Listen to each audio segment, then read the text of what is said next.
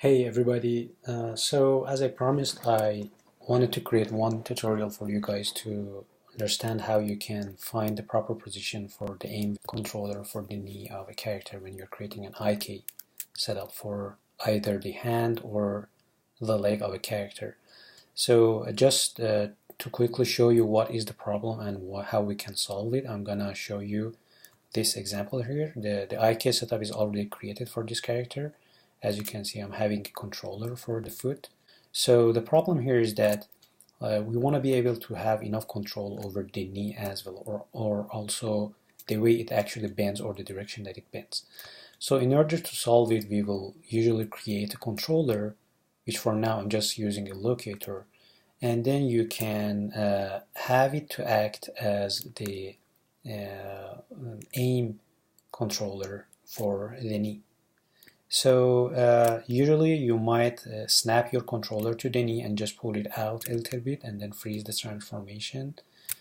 And then this time you are going to create a pole vector constraint from the controller to the IK. So you'll select the locator, which I'm going to name it left knee aim control. And then you will select the controller, select the IK handle, go to constraint, do a pole vector. Okay, so this is how you'll do it. However, let's get closer. If I click the pole vector, if I create the pole vector, you will see a jump happening here. See, if I undo that again and redo, you can see what's going on here. We don't want to see that jump. We are losing the orientation. We are losing the default pose or the default shape of the actual geometry. For this one, it's a little bit subtle, but I have created another one which is a little bit more exaggerated. I'm going to bring it up.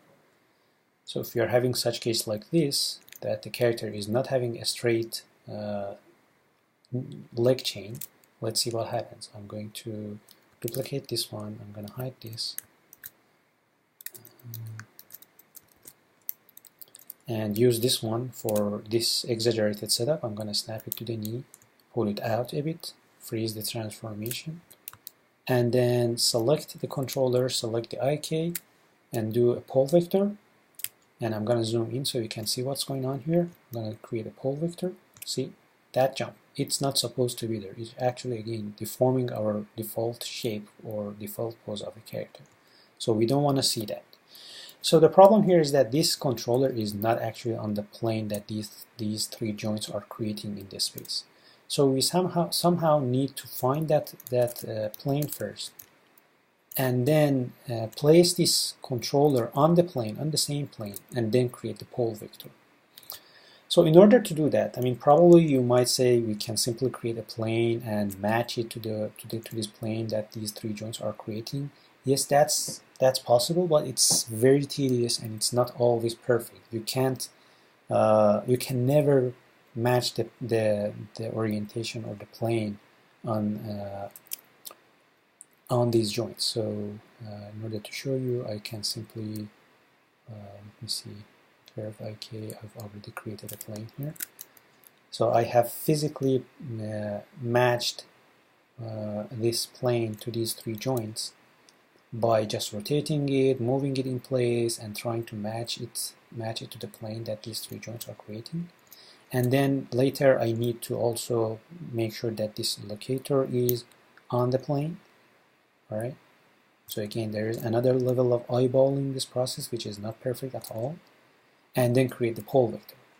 So an easier way would be just to create this plane and somehow put this locator on the plane. So this is the method that I usually do whenever I'm rigging the character manually without using any scripting tools or scripting methods, or I mean, there are some ways that you can find the vectors that goes from these two joints and then do a cross product to find the proper direction of the locator. If you want to rig your characters through scripting, that's another method. But I mean, this one is a little bit more visual, and you can see what's going on here. So I'm going to create plane, polygon plane,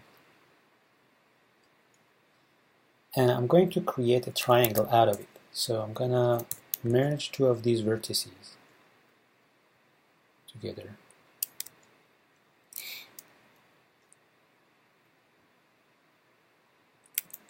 Okay, so I'm having a triangle, and then I'm going to snap each one of these vertices to each one of these joints. So technically I'm just recreating the plane that these three joints actually create in the space.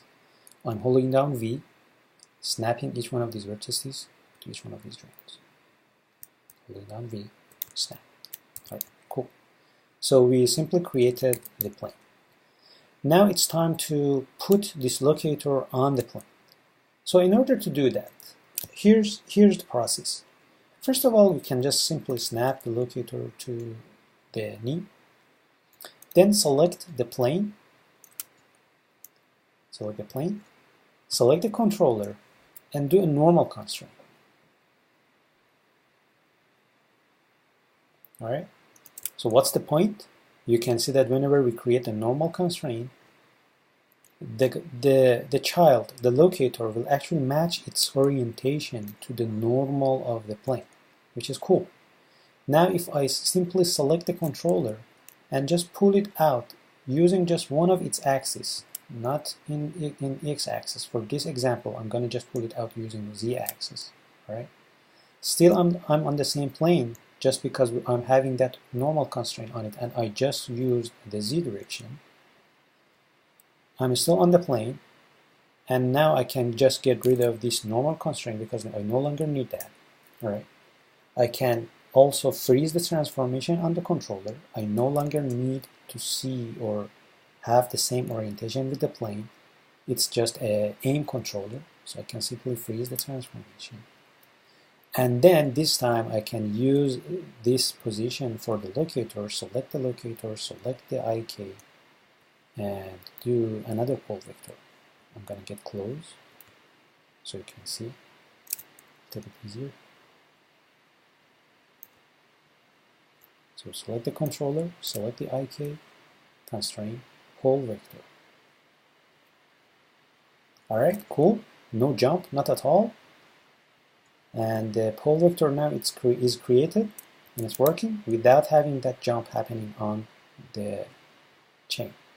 So I'm gonna do the same thing for the character. I'm gonna hide the geometry itself for now. So it was just a matter of snapping each one of these vertices to each one of these joints by holding down V. Then you can select the plane. First we need to create a locator. Snap the locator to the knee. You can select the plane, select the locator, do a normal constraint again to match the orientation of the controller to the plane, using just one of the axes of the locator, the controller. By the way, you have to make sure that you are in your move tool, you are in the object mode, not in the world mode. If you go back to world mode, you will lose that orientation. If you select the z-axis, you are actually not pulling it out in the same direction that the plane actually creates.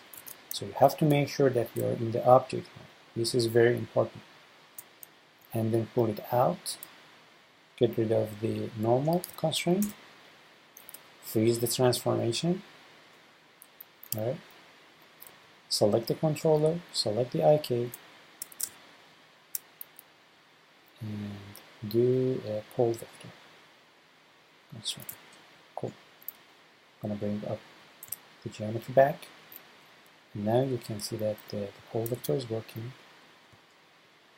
and we didn't see that jump happening on the VMware. Cool. So there's also one other thing that I usually do for my characters. I no longer need this plane anymore. I can name also the controller knee aim controller, right? Another thing that I usually do for any aim controller that I create for any setup is to create a line that will connect the joint to the controller, so I can see which one of these controller is actually an aim controller for that specific joint. So for that reason, I'm going to go to Create, create a CV curve using one linear degree for that curve. I'm going to create just two CVs for the curve. All right. And then I'm going to select each one of these CVs, create a cluster on it. Cluster. Right. So these two clusters are actually deforming the curve for me. I just need to snap them and attach them to the joint and the controller. So for the first one, I will select the controller, select the cluster, constraint, point constraint, maintain offset off, because I want to also snap it to the controller, hit apply. And for the other one, select the knee joint, the other cluster, constraint, point. All right. So I have created this line. I also need to do some cleanup in my outliner because first of all, I don't want to see the clusters anymore. I can just select them and put them in, I usually have a folder, a group for these stuff that I don't want to see them. I have extra nodes and then extra nodes to hide. Same as the line itself. The line itself is not a joint, it's not a geometry, it's not a controller, so I will put that inside another group which is called extra. But this time I want to be able to see the line, so I will put it inside extra to show group, right? And just to make sure that the animator will not accidentally select the line itself, I will also go to the shape node of the curve and go to Object Display, Drawing Override, Enable Override, and make it to be a reference. Okay, so now I cannot select the line anymore, which is cool. Still, it's working, and it's also showing me this controller is actually the aim controller for the